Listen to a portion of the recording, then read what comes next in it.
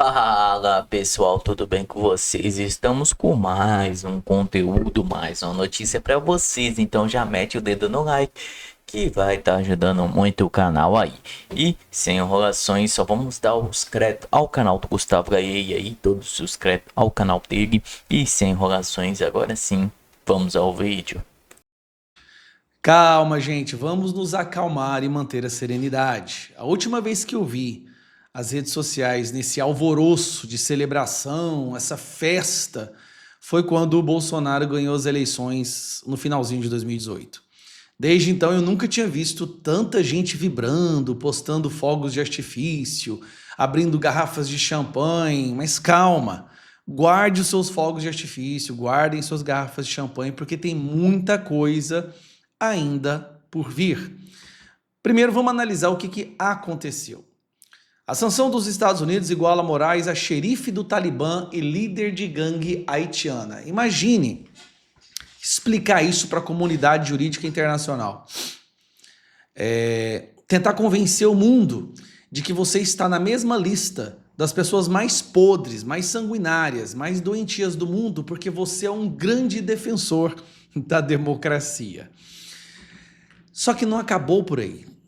Este é só o começo. E eu digo isso porque a própria imprensa já sabe. Vamos lá. O Marco Rubio publicou isso aqui recentemente. Olha a tradução. O presidente, né, e o Tesouro americano sancionaram o ministro Alexandre de Moraes no Supremo Tribunal Federal no âmbito do programa de sanções global Magnitsky por graves violações de direitos humanos. Que este seja um aviso para aqueles que atropelam os direitos fundamentais de seus patriotas. Vou desligar aqui. As togas judiciais não podem protegê-los. Eu quero que você preste atenção. As togas judiciais não podem protegê-los. Isso aqui é um aviso explícito para os outros ministros da Suprema Corte. E não só para eles, para o PGR, para os delegados da Polícia Federal, não? Para os agentes da Polícia Federal que fabricam evidências, que vão lá nos Estados Unidos para forjar uma prova para prender uma pessoa inocente durante 6 meses, incluindo 10 dias numa solitária, o que também é uma violação dos direitos humanos. Mas o que eu quero mostrar para vocês é isso aqui, ó. Tem muita coisa ainda por vir. Itaína Falcão, o que as fontes disseram a mim e a Jussara Soares? Que se não houver nenhum esforço da Suprema Corte em diminuir as punições aos bolsonaristas, no caso a Jair Bolsonaro, poderá haver novas sanções. Essas novas sanções contra ministros, familiares e auxiliares. E aí os bolsonaristas com quem nós conversamos... Quando ele fala auxiliares, é a Gestapo da Polícia Federal. É aquele pessoal da Polícia Federal que acha que se eles servirem a essa ditadura do Moraes, eles terão ascensão dentro da corporação, da majestosa Polícia Federal. Pois essas pessoas também entraram na lupa. Cita uma medida que pode ser tomada nos próximos dias.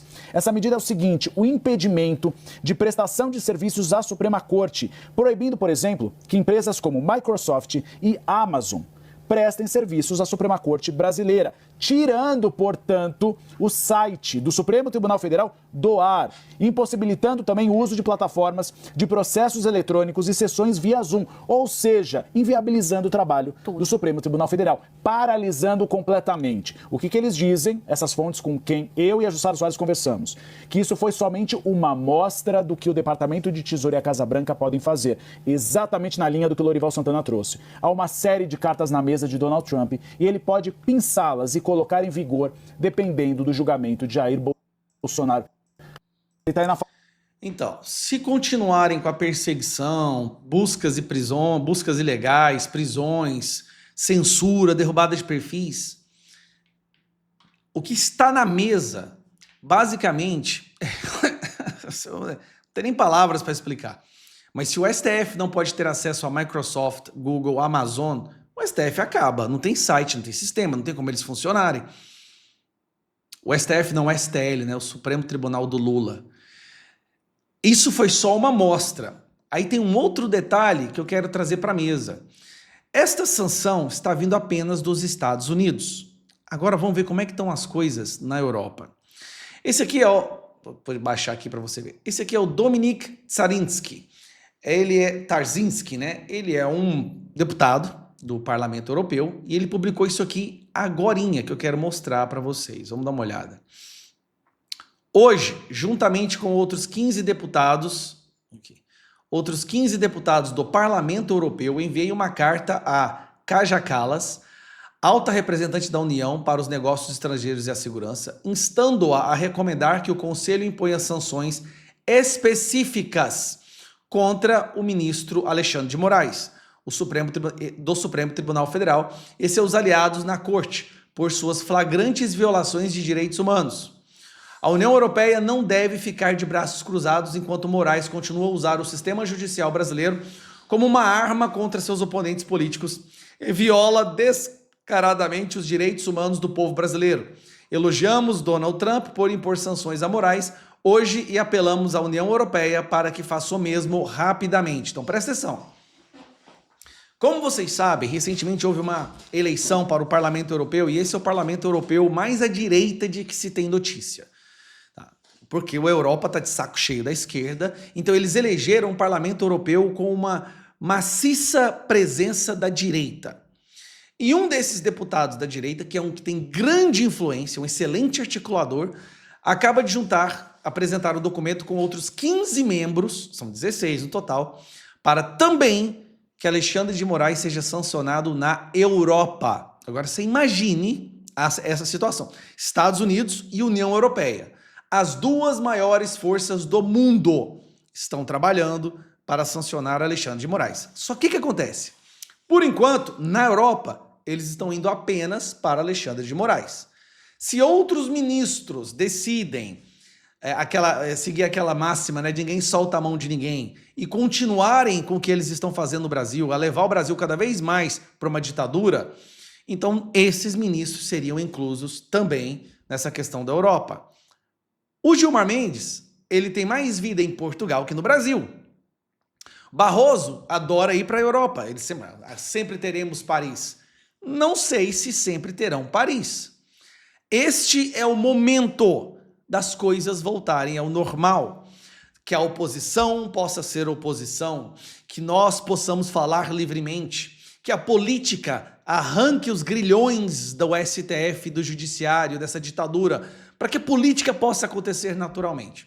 Ou eles podem escolher dobrar a aposta, o que é muito possível, e ao dobrar a aposta, estariam comprando briga com um sistema que é simplesmente imbatível. Aí nós veríamos a União Europeia, OTAN, Estados Unidos, todos contra não só ministros do STF, mas membros do governo do PT, delegados da Polícia Federal, aquela Gestapo da Polícia Federal que acata ordens gritantemente ilegais, aquelas pessoas que sabem que estão indo fazer busca e apreensão na casa de alguém por perseguição política, mas o fazem mesmo assim.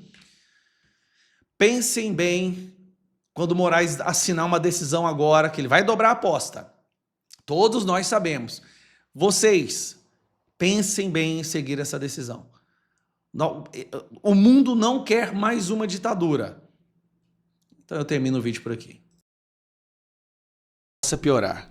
Quando Alexandre de Moraes acha que o dia já está acabando e não tem como piorar, afinal de contas ele agora está sancionado. Ele é considerado pelos olhos da justiça americana como um terrorista, do mesmo nível de terrorista, de torturador, de ditador. Não tem cartão de crédito, você já sabe, eu não vou listar aqui. Quando ele acha que esse é o problema dele, que foi o pior dia da vida dele, vem uma outra bomba. E eu vou contar para vocês o que aconteceu. Você se lembra daquele caso de uma pessoa que trabalhava com Alexandre de Moraes e algumas conversas do celular dessa pessoa vazou e isso gerou vários artigos pelo Glenn Greenwald? Artigos que mostravam Alexandre de Moraes mandando fabricar relatórios sobre pessoas que ele não gostava. Você se lembra da famosa frase use a criatividade? Ou que ele quer pegar o Eduardo Bolsonaro quando ele cisma com alguém, não tem jeito. Aquelas conversas, tanto dele quanto dos seus auxiliares, dizendo claramente que era para censurar as pessoas que ele não gosta. Fabricar evidências, fabricar relatórios, onde ele usava a instituição de censura que ele criou no TSE, em congruência com o STF.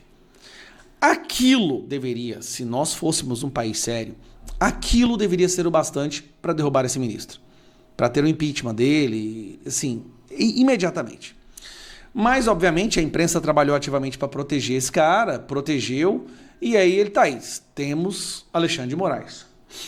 O que aconteceu hoje?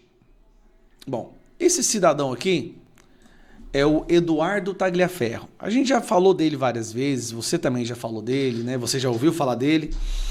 Ele era o chefe de gabinete da censura.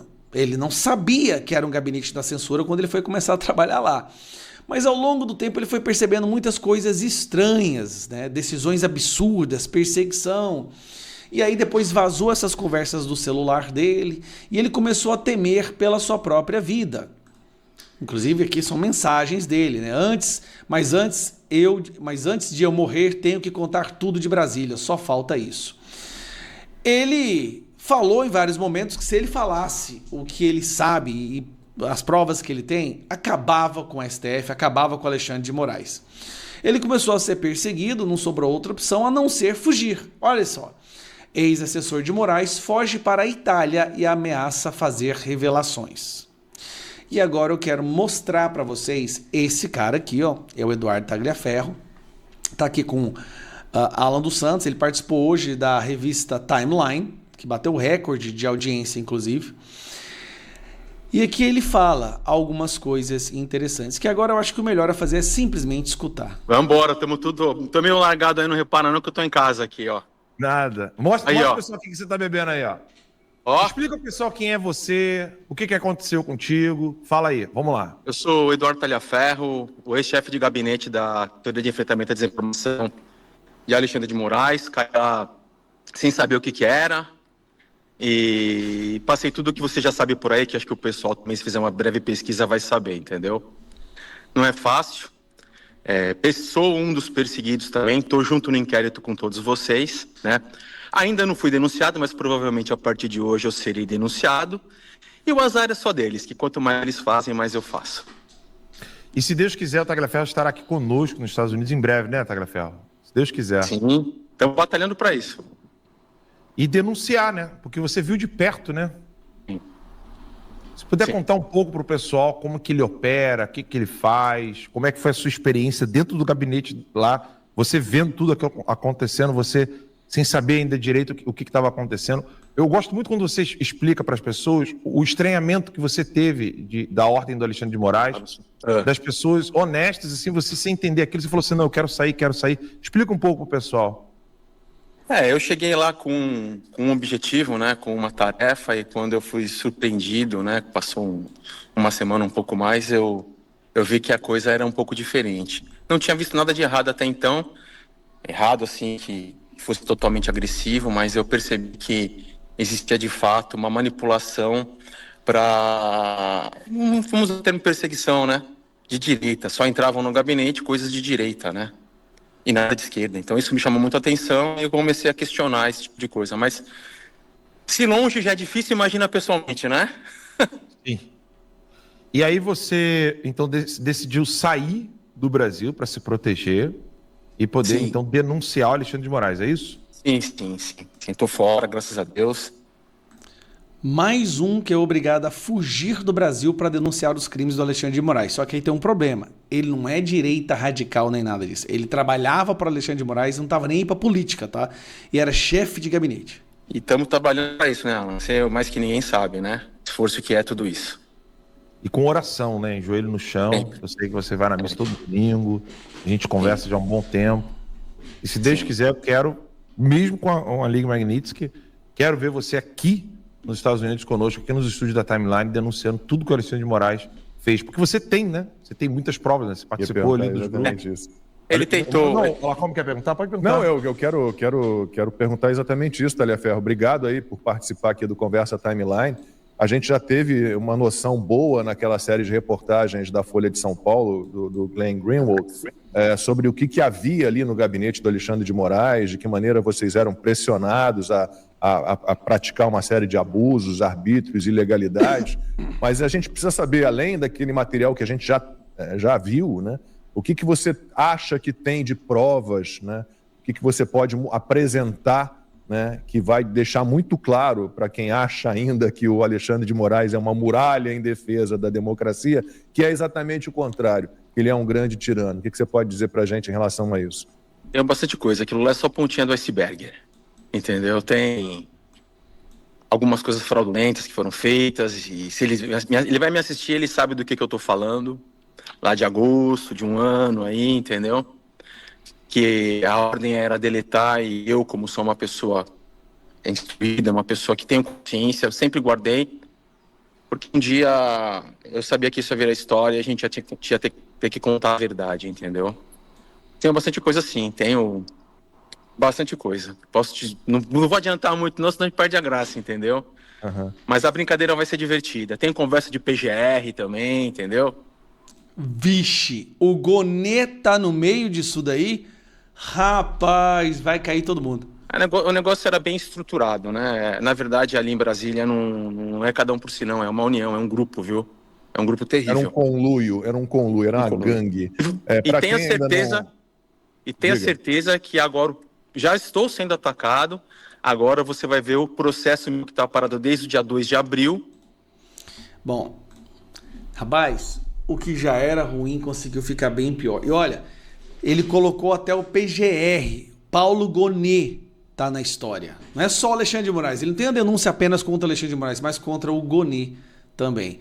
Esse pessoal vai cair, vai ser doloroso. Fala pessoal, vou estar lendo para vocês uma notícia aqui no Conexão Política. Agora é oficial, o nome de Alexandre de Moraes já aparece como funcionário na lista da OFAC. Ministro do STF foi incluído no programa global da Magnitsky, que pune indivíduos acusados de corrupção ou abuso de sistemáticos.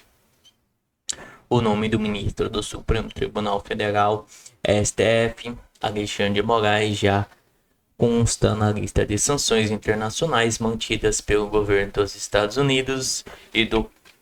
Só dar uma olhada aqui, pessoal, desculpa. E documentos que inicialmente circulava em meios diplomáticos e de imprensa. Moraes foi incluído pela oficial offline Control, órgão ligado ao Departamento do Tesouro norte-americano, sobre o programa GROMAC ou Global Magnitsky Humanity.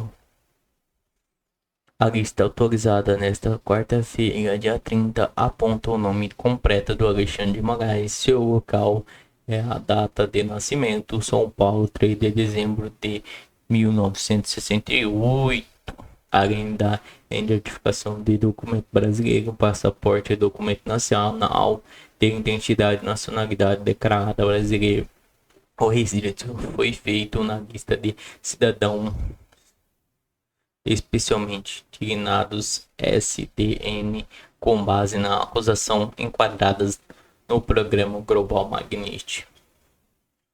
GROMAC permite aos Estados Unidos sancionar indivíduos estrangeiros considerados responsáveis por corrupção larga escala ou violação grave de direitos humanos. Entre as sanções aplicadas estão bloqueio de bens e contas em território americano e cancelamento de visto, proibição da entrada nos Estados Unidos. A inclusão na lista também afeta quaisquer transações com empresas ou instituições financeiras sob jurisdição norte-americana. A sanção é um marco inédito, altamente sensível na diplomacia bilateral, pois se trata de um ministro da mais alta corte brasileira, sendo apontado oficialmente por violações de padrões internacionais. A informação ainda foi comunicada ao Departamento de Estados Unidos, mas já constou no sistema eletrônico da OFAC.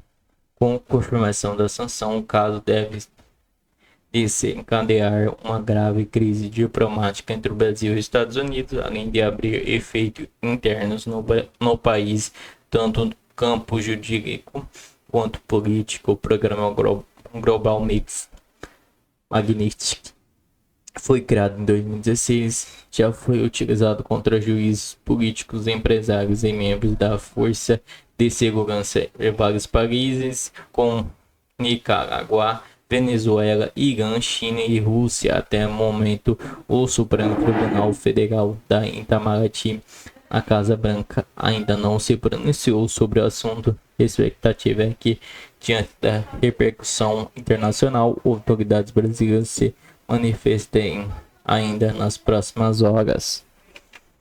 Então é isso, pessoal. Não se esqueçam de deixar o like antes de sair o vídeo. E comente aí o que você está achando de tudo isso aí. Muito obrigado a todos e até a próxima.